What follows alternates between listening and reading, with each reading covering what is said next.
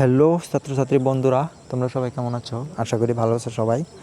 আজকে তোমাদের সামনে একটি চূড়ান্ত সাজেশন নিয়ে এসেছি ডিগ্রি ফাইনাল ইয়ারের। তো সেটা হচ্ছে ইসলামিক স্টাডিজ, আর এটি হচ্ছে 2022 সালের পরীক্ষা, যেটা বর্তমান 24 সালে চলতেছে। আর ইসলামিক স্টাডিজের যে সাজেশনটি দেব, এখান থেকে তোমাদের 100% কমন থাকবে।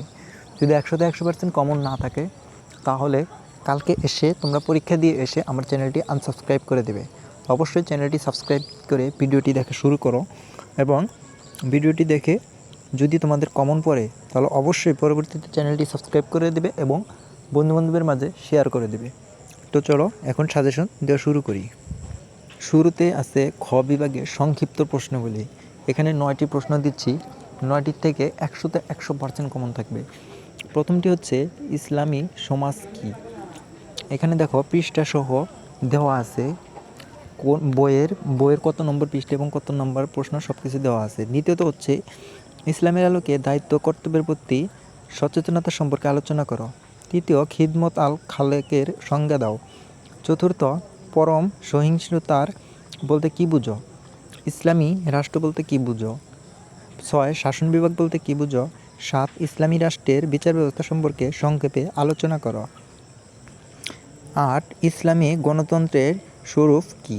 9, ইসলামী রাষ্ট্র ও পুঁজিবাদী রাষ্ট্রের মধ্যে তুলনামূলক পার্থক্য আলোচনা করো। বন্ধুরা, অবশ্যই এই 9টি প্রশ্নই পড়বে, বাকি কোনো প্রশ্ন পড়ার প্রয়োজন নেই। এই 9টির থেকে 100% কমন পড়বে। তো এখন আমরা চলে যাব ঘ বিভাগের রচনামূলক প্রশ্নাবলীতে। আর এখানে আমি তোমাদেরকে প্রশ্ন দেবো 20টি, আর এই 20টি প্রশ্ন থেকে 100% কমন থাকবে। তো চলো চলে যাই ঘ বিভাগে। ঘ বিভাগের প্রথম হচ্ছে সামাজিক সমস্যা ও সংকট নিরসনে ইসলামের ভূমিকা বর্ণনা করো। 2, ইসলামী সমাজ ব্যবস্থা কীভাবে মানব মর্যাদার নিশ্চয়তা দেওয়া হয়েছে আলোচনা করো। 3, ইসলামী সমাজ ব্যবস্থা কি, মানুষের জীবন ও সম্পদের নিরাপত্তা ইসলামী সমাজের ভূমিকা আলোচনা করো। 4, মৌলিক মানবাধিকার সম্পর্কে ইসলামের ধারণা আলোচনা করো। 5, ইসলামী সমাজে মসজিদের ভূমিকা আলোচনা করো। 6, পবিত্র কুরআন ও হাদিসের আলোকে নারীর মর্যাদা বর্ণনা করো। 7, ইসলামী সমাজ ব্যবস্থা প্রতিবেশীর দায়িত্ব কর্তব্য আলোচনা করো। 8, ইহসান কাকে বলে, ইসলামী জীবনে ইহসানের গুরুত্ব বর্ণনা করো। 9, উখওয়াত কি, ইসলামী সমাজ ব্যবস্থায় উখওয়াতের গুরুত্ব লেখো। 10, আদল কি, সমাজে শান্তি ও ন্যায় প্রতিষ্ঠার আদলের ভূমিকা বর্ণনা করো। 11, ইসলামী রাষ্ট্রের মূল উপাদান কয়টি আলোচনা করো। 12, আদল কি, সমাজে শান্তি ও ন্যায় প্রতিষ্ঠার আদলের ভূমিকা বর্ণনা করো। আদলের 2টি প্রশ্ন আছে, এখান থেকে একটি 100% থাকবে, শিওর থাকো। 13, ইসলামী আইনের উৎসসমূহ সংক্ষেপে লেখো। 14, বিচার বিভাগ কাকে বলে, কুরআন ও হাদিসের আলোকে বিচার বিভাগের কার্যাবলী বর্ণনা করো। এই প্রশ্নটি 100% থাকবে। 15, ইসলামের দৃষ্টিতে একজন সুনাগরিকের গুণাবলী বর্ণনা করো।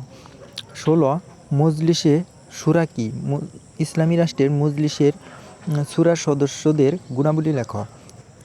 17, ইসলামী গণতন্ত্র কাকে বলে, ইসলামী গণতন্ত্র ও আধুনিক গণতন্ত্রের পার্থক্য বর্ণনা করো। 18, বিশ্বশান্তি প্রতিষ্ঠায় ইসলামের ভূমিকা বর্ণনা করো। 19, রাজতান্ত্রিক রাষ্ট্র ব্যবস্থা ও ইসলামী রাষ্ট্র ব্যবস্থার মধ্যে পার্থক্য আলোচনা করো। 20, ইসলামী রাষ্ট্র ব্যবস্থা ও অন্যান্য রাষ্ট্র ব্যবস্থার তুলনামূলক আলোচনা করো।